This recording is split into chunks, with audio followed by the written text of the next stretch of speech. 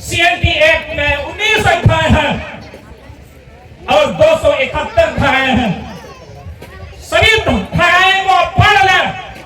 इसमें कहीं भी नहीं लिखा हुआ है कि आदिवासी का जमीन गए आदिवासी कोई खरीद सकता है, कहीं भी नहीं लिखा हुआ है।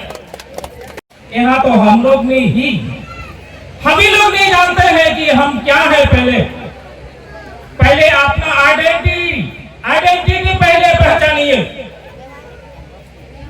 इसको पहले जानिए कि हम क्या हैं। हम इस मंच से तमाम जिसको ये आवाज सुनाई देती है उनसे पूछना चाहता हूं, आप यहाँ जो आए हैं भूमिज है कि क्या है? भूमिज है तो जोरदार ताली मांगिए, अगर नहीं है तो चुपचाप बैठ जाइए।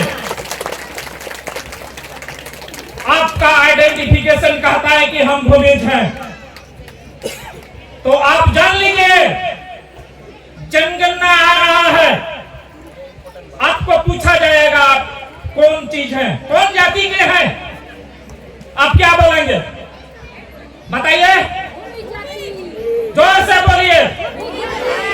भूमिज जाति। आपका भाषा क्या है? आपका भाषा क्या है?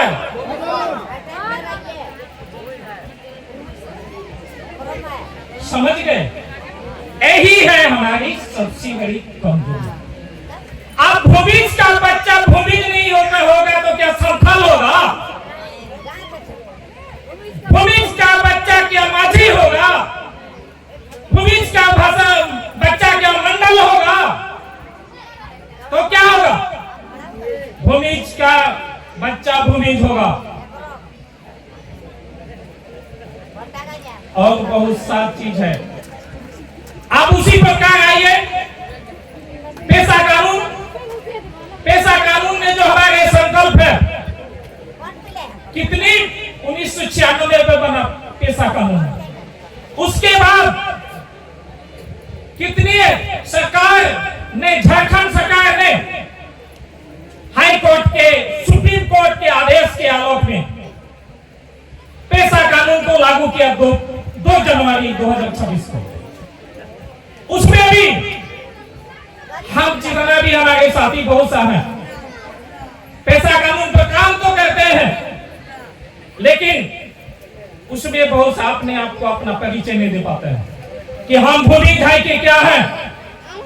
आपका अगर मन में सच्चाई नहीं बोल सकते हैं, कागज की लिखी कागज को, सरकार के दस्तावेज को अगर आप गलत परिभाषित करते हैं तो क्या होगा? ऐसे ही ना आपको लूटेगा। पेशा कानून में लिखा गया है स्पष्ट शब्दों में, इसको कोई गलती सुधार दोहराने की कोशिश मत कीजिए। पेशा कानून में आपके ग्राम व्यवस्था में है सरदार, मुड़ा, नया और डकुआ।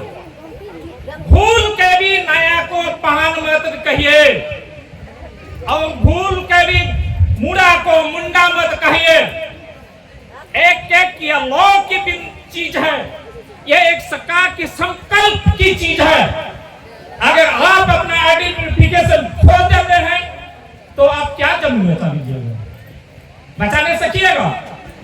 यहाँ इतनी बड़ी भूल होगी। अभी जम के ताली मारा, जम के आप लोग ने ताली मारा, ऐसे गलती नहीं होनी चाहिए।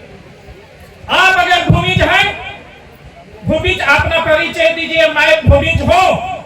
सच बोलने की ताकत रखिए, कागज में लिखी कागज को एविडेंस मानिए। अगर आप नहीं मानते हैं तो ये झूठा है, और जो झूठ करता है वो सच। क्या राजू का जमीन को खतियान पिछले किया गया, उसको मानिएगा? नहीं मानेंगे। तो आप सरकारी दस्तावेज को नहीं मानते हैं, विचलन मानते हैं, इसको अपने ऊपर उसको फॉलो भी कीजिए बढ़िया से।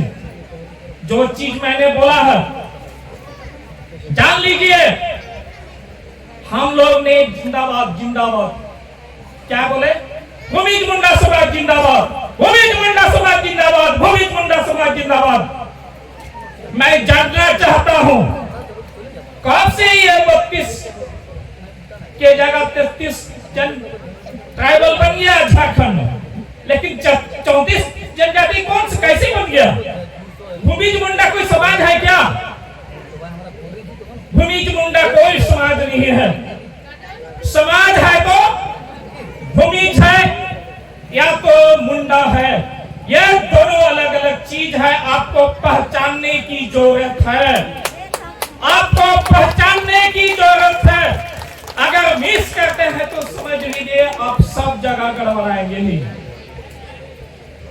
आप आते हैं सीएनटी एक्ट की जमीन, सीएनटी एक्ट की जमीन, उसका कागज, राजू का कागज को मैंने देख रहा था। राजू का कागज में लिखा हुआ था इसके पहले सेटलमेंट में खाता नंबर 42 प्लॉट नंबर 695 696 716 उसका खतियानधारी कौन है? मोतीलाल सरदार। उस जमीन को खतियान को चेंज करके आप आश्चर्य लगा सकते हैं कि कैसी सरकार यहां बैठी हुई है। साथियों, मैं इस कागज को पहचानता हूं, मैं 2-3 कागज को यह पहचान सकता हूं को जो मेरा दोस्त रसीद काटा है, रसीद काटा है। इससे ज्यादा क्या प्रमाण आपको बताएंगे? आप चुपचाप बैठे नहीं है, नहीं कोई तालीम नहीं कोई क्या, इसका मतलब आपको समझ में नहीं आ रहा है, आपको किसी को नहीं पता है। ये जो रसीद काटा हुआ है 3-4 तो मेरा दोस्त ने काटा है, इसका मैं प्रमाण पत्र देखो। इससे ज्यादा क्या हो सकता है? क्या हो सकता है बताइए?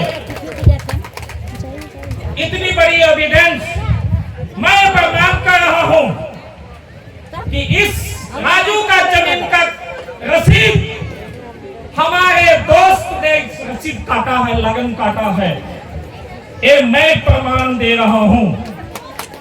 साथी, इससे ज्यादा और क्या प्रमाण चाहिए आपको? साथी, सीएनटी एक्ट की जो बात है नोट कर ले साथियों, सीएनटी एक्ट में 19 अध्याय हैं और 271 धाराएं हैं। सभी धाराएं को पढ़ लें, इसमें कहीं भी नहीं लिखा हुआ है कि आदिवासी का जमीन गए आदिवासी कोई खरीद सकता है, कहीं भी नहीं लिखा हुआ है।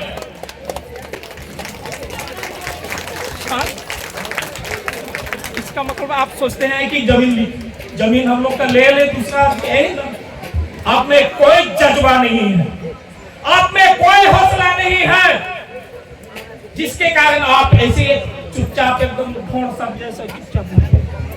ऐसा मत बोलिए, ऐसा मत कीजिए, आप हौसला रखिए। मैंने बता रहा हूं ना, सीएनटी एक्ट के 271 धारा में कहीं नहीं लिखा हुआ है कि आदिवासी का जमीन गैर आदिवासी ले सकता है। अगर कोई आदिवासी को बेचता है, उसमें भी डीसी का परमिशन चाहिए, डीसी का परमिशन। और ये भी बता दे रहे हैं, उस थाना के एरिया का आदमी ही उस आदिवासी का जमीन को ले सकता है। यानी सीएनटी एक्ट की धारा 46 में आप उसको पढ़िए, उसके 4 पॉइंट है, क ख घ घ। इसको पढ़ के आप समझ लीजिए, अब उसके बाद पता चलेगा कि सीएनटी का जमीन किसको बेचा जाता है, किसको नहीं बेचा जाता है। और सीएनटी की धारा आपको पढ़ लीजिए 49। अगर सरकार को चाहिए आदिवासी की जमीन, अगर केंद्र सरकार को चाहिए आदिवासी की जमीन, तो ऐसा स्थिति में सरकार ले सकती है बजाती, जैसे कि आपको बता रहे हैं, जैसे कि रेल लाइन आपको पास होना हो, कहीं ये बहुत बड़ा सड़क पार होना हो, बहुत बड़ा यहाँ एक उपक्रम बैठाना हो, तो वैसा स्थिति में CNT एक्ट की धारा 49 वहां लागू होती है और उसी के माध्यम से सरकार उसको मुआवजा देती है और जिस उपक्रम के लिए, जिस काम के लिए सरकार लेती है उसमें उसको उपयोग करती है। तो साथियों, इसी प्रकार आप लोग को कानून भी जानना पड़ेगा। अगर आप कानून नहीं जानते हैं, धारा नहीं जानते हैं, तो कभी कभी ऐसा होता है आप हो सकते हैं आप गलत दिशा में कदम बढ़ जाए। इसीलिए यह बहुत जरूरी है आपको कानून की, आपको संविधान की, आपको पेशा कानून की तमाम चीज को हमारे जो पढ़ रहे हैं विद्यार्थी या जो पढ़ के पास हो चुके हैं ग्रेजुएशन, चाहे जो नौकरी कर रहे हैं, इन चीजों को बहुत गहराई से अध्ययन करनी चाहिए।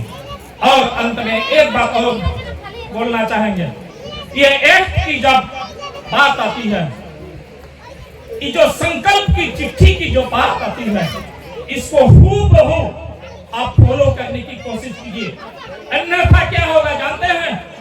एक शब्द इधर उधर आप गलत वहां डाल दिए या गलत बोल दिए तो तमाम उस कानून का माने उल्टा हो जाएगा, जिससे आपको नुकसान हो सकता है। इसीलिए धाराएं और संकल्प को एकीकृत पालन करना है। तो साथियों, काफी विलंब हो चुके हैं, मुझे मालूम है आप सब भूखे तड़प रहे हैं, तो एक बार आप जोरदार से एक भूमि होने का प्रमाण दीजिए। अब मैं नारा लगाऊंगा, आप उस पर स्लोगान दे दीजिए, भूमि समाज जिंदाबाद, भूमि समाज जिंदाबाद, भूमि समाज जिंदाबाद, भूमि समाज जिंदाबाद। उमोगे का जी कते